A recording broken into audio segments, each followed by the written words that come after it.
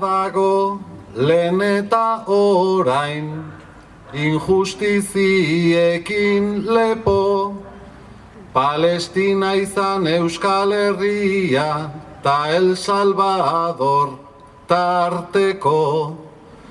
Gu gaur pakito oroitzen dugu, beste denak antzeko. Hamaika herri maita ditzagun mundua borrokatzeko.